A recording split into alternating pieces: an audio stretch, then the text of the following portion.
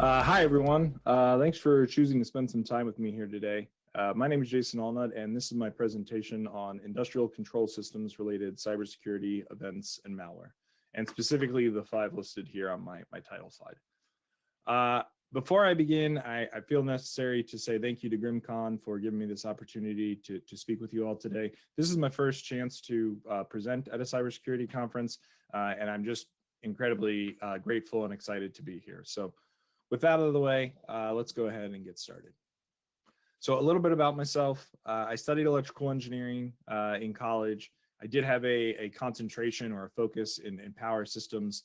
So ICS and infrastructure is kind of near and dear to my heart.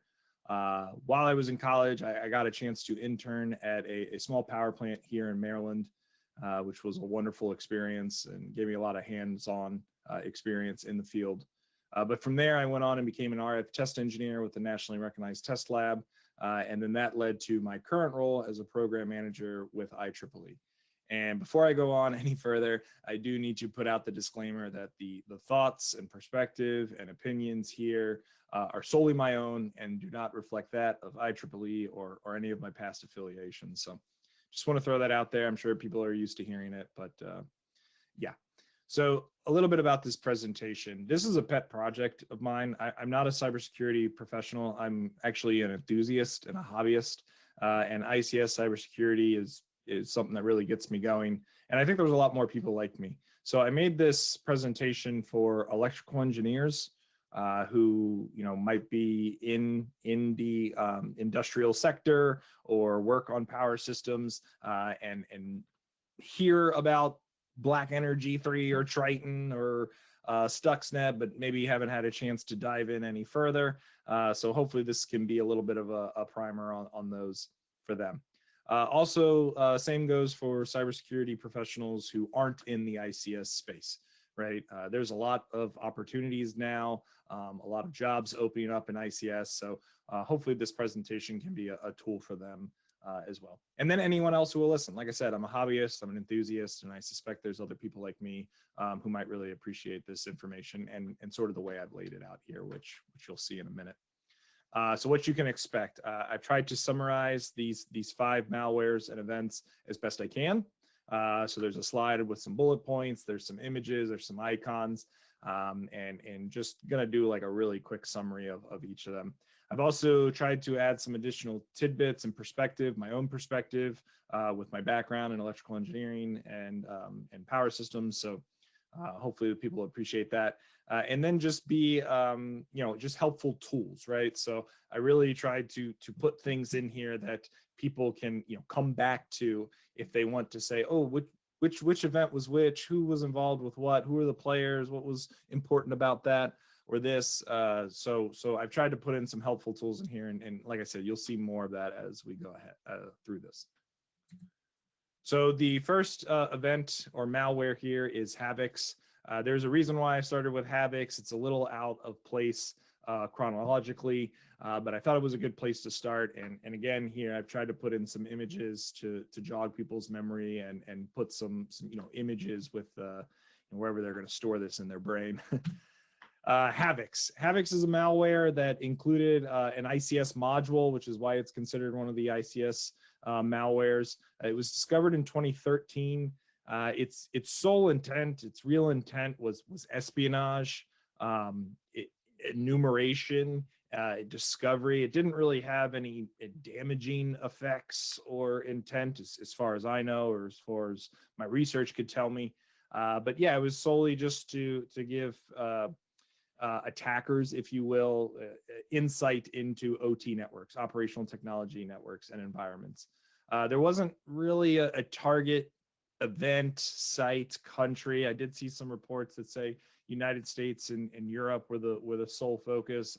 I don't know if that's how corroborated that is, but the noteworthy thing about Havix is the OPC module, the Open Platform Communication, which is a common industrial communication protocol.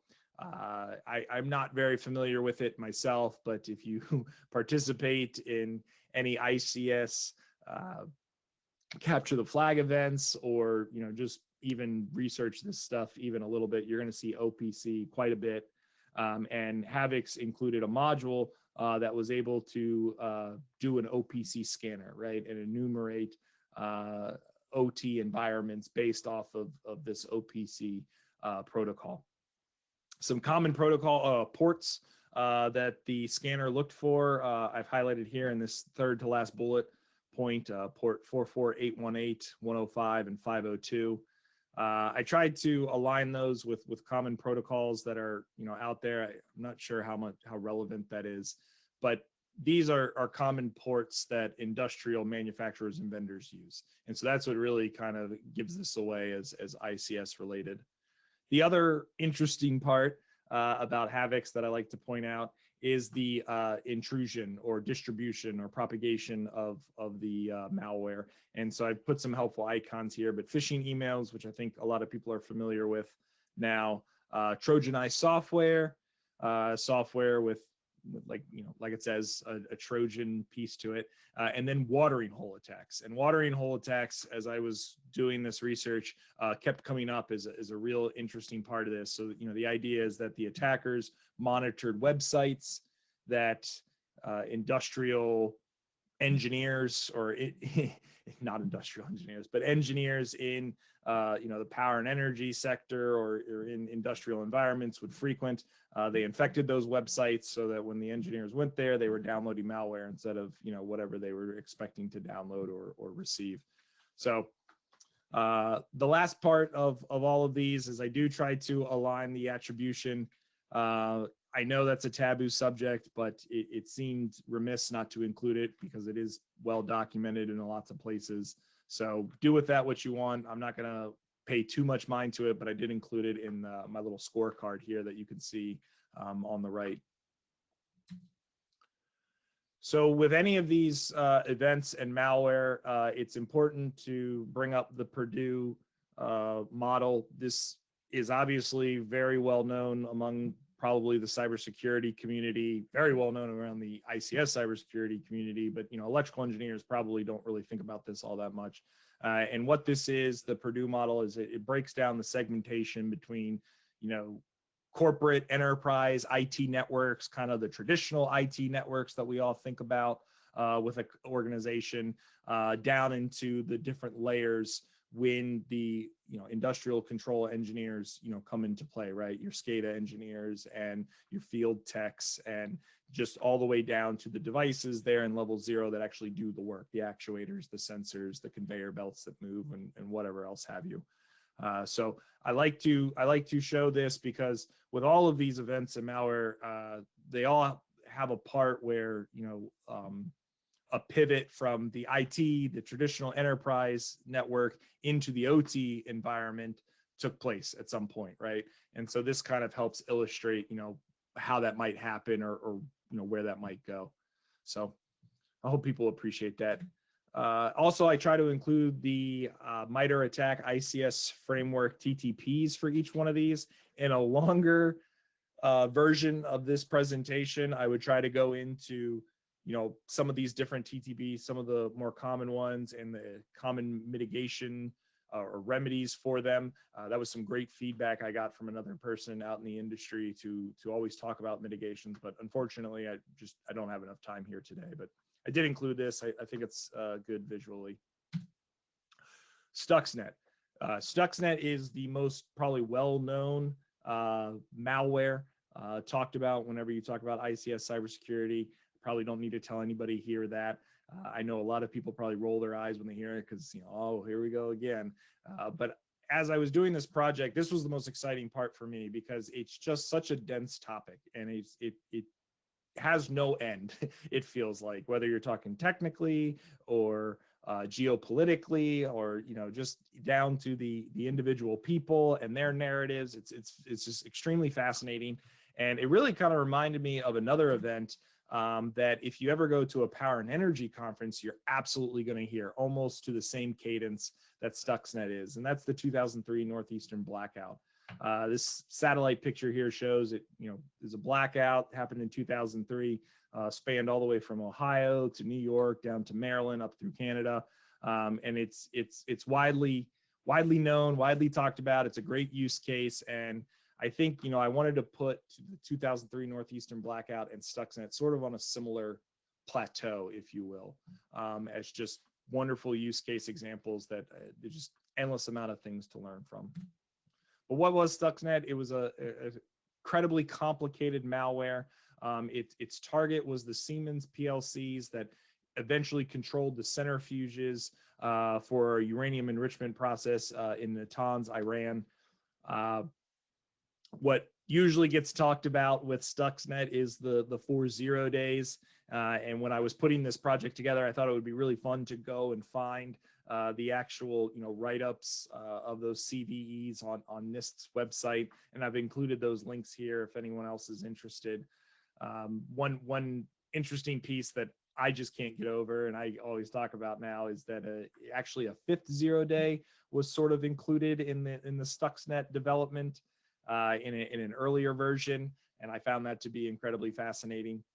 Oh, and I should also talk through the scorecard here. So it was discovered in 2010. Its likely intent was to actually break the uranium enrichment process. The target country, obviously Iran. The target site, although not a nuclear power plant, my icon's a little deceiving there, it was the uranium enrichment plant. Noteworthy tech, Windows and Siemens. And the initial intrusion was USB sticks, right? So USB sticks that were infected with the malware left around the site. Eventually, those USB sticks got plugged into engineering workstations. The malware then pivoted onto the engineering workstations. And then eventually, because the PLCs, the Siemens PLCs that were the intended target, were actually air-gapped from the common network, the intent and the hope by the attackers was that the engineers would carry the malware on their engineering workstations over the air gap to the PLCs, and eventually, the end place where the malware was intended to end up.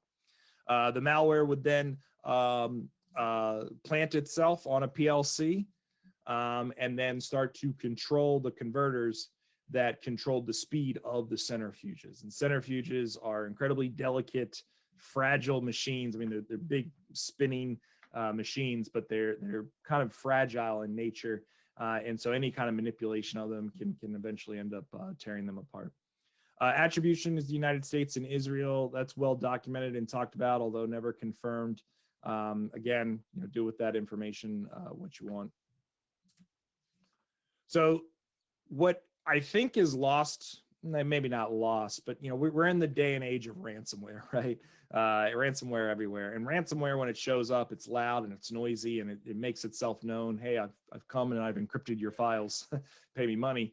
But Stuxnet and some of these other malwares, their real crux was their subtlety, right, and their patience and their ability to sit dormant and wait, because their intent is to create this destruction, but kind of go unnoticed. And that's exactly what Stuxnet was trying to do. And so I tried to put together, this is one of my big brain visual ideas, this sort of visual of just how long and over what period the Stuxnet worm operated versus sitting dormant, right? So once Stuxnet made its way onto one of the PLCs, the Siemens PLCs, it actually sat dormant for 12 or 13 days, did nothing.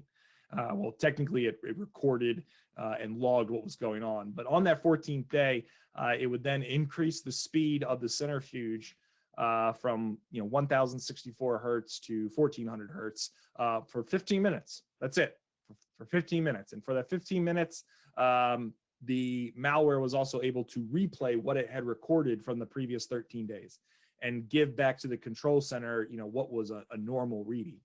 But then after that 15 minutes, it would go back to normal, and then it would sit dormant again for 26 days.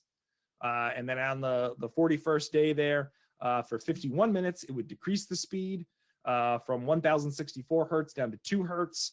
From what I understand, the centrifuges never actually made it to 2 hertz. That would be pretty noticeable if something spinning at 1000 hertz all of a sudden just started spinning at 2 hertz. But the idea was that it would slow down enough during that 50 minutes that it would create damage.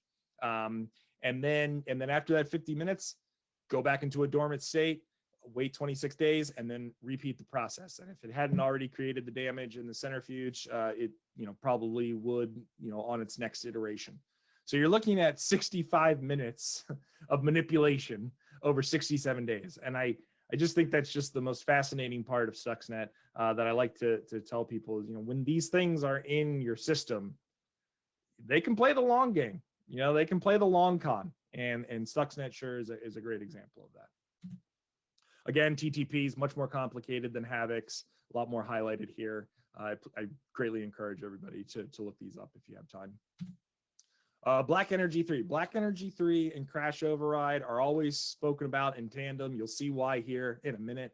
But yeah, we'll just go right into it. Black Energy 3 is a malware that led to the interruption of the electrical power in Ukraine for about 250,000 people in December of 2015.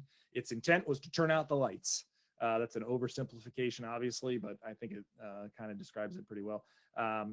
The target was Ukraine. The target site was 3 electric distribution utilities, distribution being the key word there, and the best word that I learned during this whole project, Obernergos, which is the name for utilities in Ukraine. So that's a fun one to say. The noteworthy tech is kind of hard to describe because Black Energy 3, although it's considered an ICS malware, the ICS part of it really came down to the target, which were these utilities, which were targeted through spear phishing campaigns. So, campaigns that were targeting these IT personnel at these utilities, slightly different than just a general phishing campaign. And then the manipulation by the attackers once they got a foothold in the system. So the malware, the Black Energy 3, created a foothold in the Obernergos. The attackers were then able to enumerate and investigate, do espionage, create some changes while they were in there. A couple of things that they did was they reconfigured the uninterruptible power supplies for the control rooms, installed kill disk, also corrupted some of the firmware for some of the serial to Ethernet converters that talked from the substation out into the field, or excuse me, the control room to the substations. And then, on the day of their attack, they were able to basically log in, take control, turn some breakers off, create a bunch of havoc. When the uninterruptible power sources were supposed to turn on, they weren't because they were misconfigured. When power was restored to the control room, the kill disk made the engineering workstations inoperable, or at least some of them. And then even furthermore, the control room wasn't able to communicate out into the field because of the misconfiguration of the firmware of the serial to Ethernet converters. So a lot going on there. But again, what I want to emphasize is that Black Energy 3 didn't actually have those pieces in it, coded into it. Black Energy 3 created the foothold, and then it was actual manipulation by the attackers to execute the attack.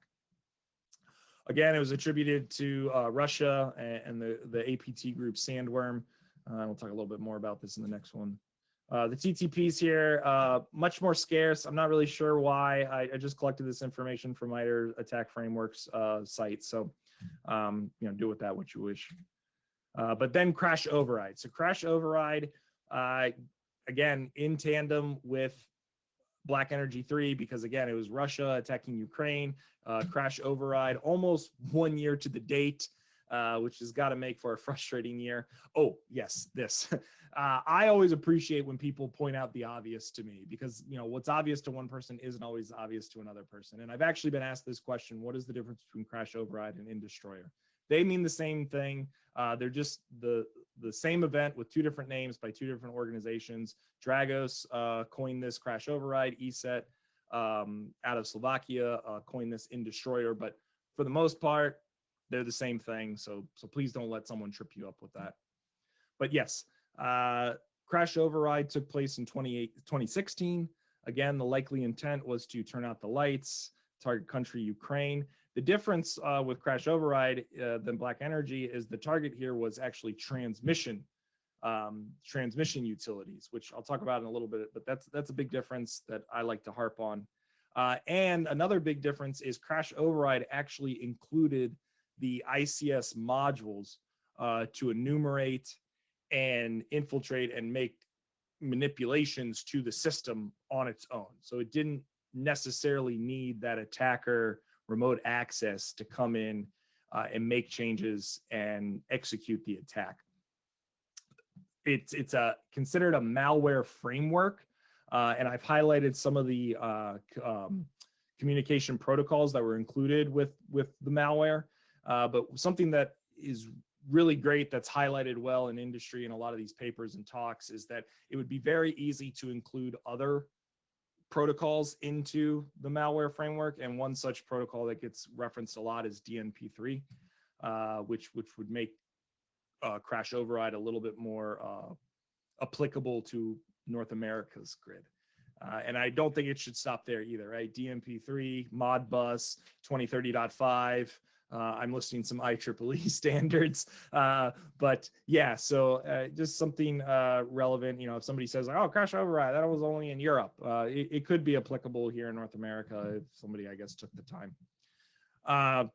There was a vulnerability found with the malware that I want to point out here that didn't actually take effect per se, from what I understand.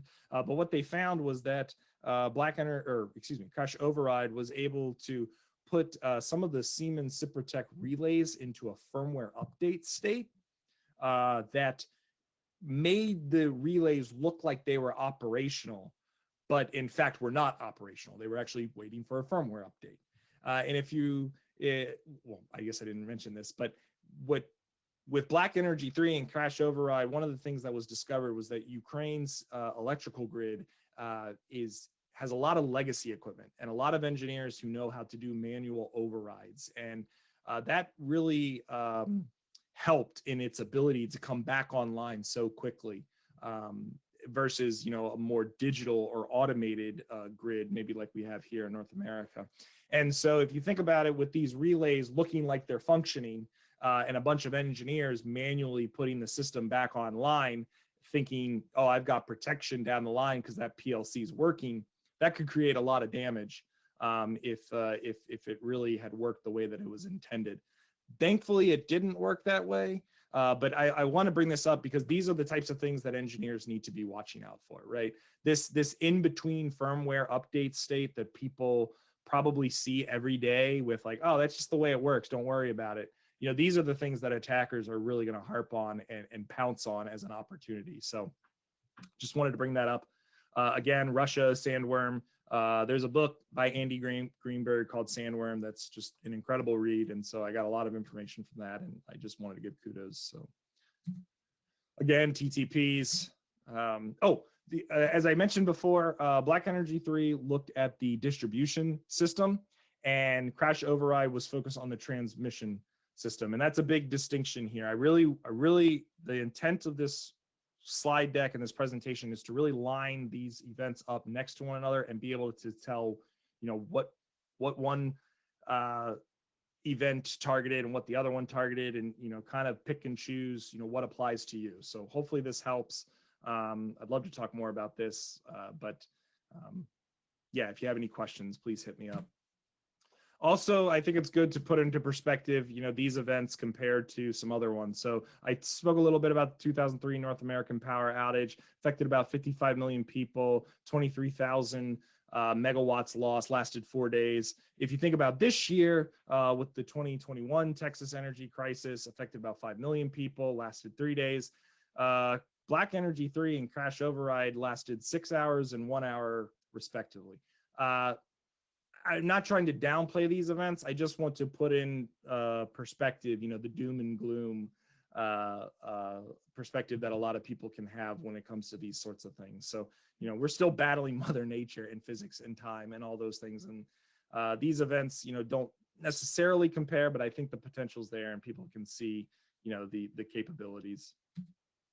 And this brings me to Triton. Triton is really well talked about because it focused on the safety system of a site. And that's important because when you talk about these other events, breaking a process, turning out the lights, espionage, the damage is pretty menial. I would assume the people in Ukraine might feel differently. But with Triton here, the intent of the malware was actually focused on the safety instrument systems that controlled the hydrogen sulfide levels at a petrochemical plant in Saudi Arabia. And that's a big deal because that hydrogen sulfide is nasty, hazardous stuff, toxic, flammable. You don't want to get any released out into the air. And so the fact that this malware was trying to actually, possibly create an environment like that where this gas is leaking is really scary and upsetting to think that somebody would focus on that. So that's why Triton gets a lot of attention. It was a malware that was focused on a petrochemical plant in Saudi Arabia in 2017. It gets its name from the Schneider Electric Triconics controllers that were used at that site that controlled the hydrogen sulfide levels. One really interesting note, and I know I'm speeding through here, is that the malware was actually written with Python, and I thought that was really interesting because you don't necessarily hear Python mentioned all that often. It just really stood out to me. It was Python compiled for Windows machines, so clearly these people kind of knew what they were working with, and were able to get this malware from engineering workstations to the Triconics controllers. And then what actually ended up giving them away is the Triconics controllers managed to malfunction and shut down the plant. And so no damage was actually done. However, the potential is certainly there. Again, attributed to Russia and this research institute. And that's pretty much all I'll say about that. Oop. TTPs, much more elaborate. I can't recommend enough going to MITRE ATT&CK's website and looking these up and looking up the mitigations. It's just a wonderful resource for learning and something I'm trying to learn myself. So here's the scorecard laid out. I said this at the beginning of the presentation. I really wanted to put these events together side by side so you could look and say, oh, who were the players? What were the technologies? This, that, and the other. What were the years? So I hope this is a tool that you can use, at least be a quick reference.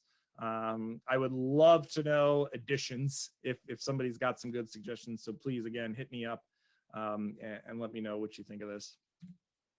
And then my takeaways. So I only have 3 real takeaways. I tried to highlight some pieces throughout that I would love for engineers to take away from this presentation and be cognizant of.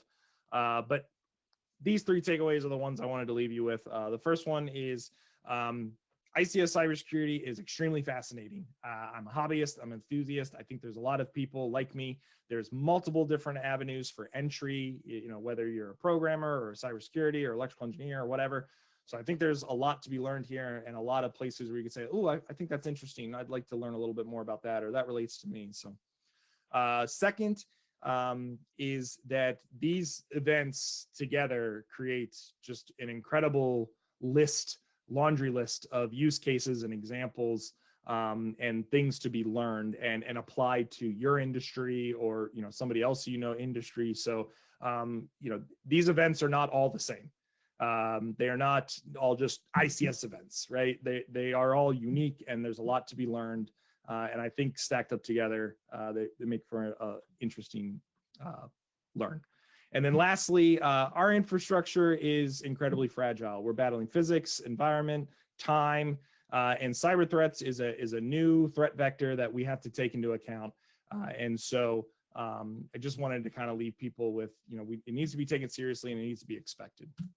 And with that, I just want to thank GRIMMCon again so much for this opportunity. I want to thank Ron Bash for mentoring me with this. He had some wonderful feedback. Also, Don Weber, who I reached out to, provided a lot of feedback, and I really appreciate that. Please check out these links. Hit me up if you have any questions. And yeah, thanks so much. Have a good rest of the conference.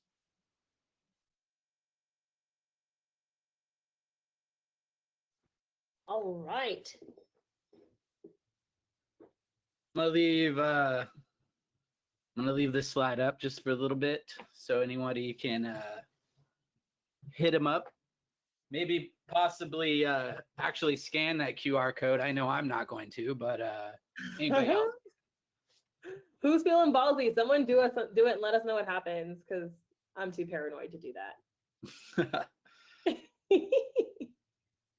I'm sure he's totally trustworthy. I'm sure. Oh, is there 30 more seconds? No, there's 1 second. Did it stop 30 seconds late? Let's see. What?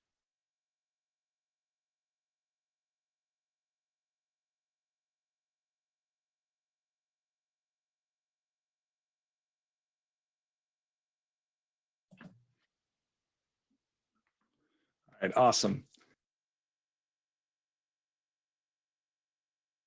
What's interesting? Oh, you're muted again. So when I press play on this, it mutes you. It doesn't allow me to skip through the actual video. Quit doing that. Wait, I is would like, if I. silence, woman. This is my show now. It ended at 29:36. Oh, the QR code is his Google Slides. Do you trust him? He's technically not in cybersecurity, so it's probably more trustworthy, but I don't trust QR code.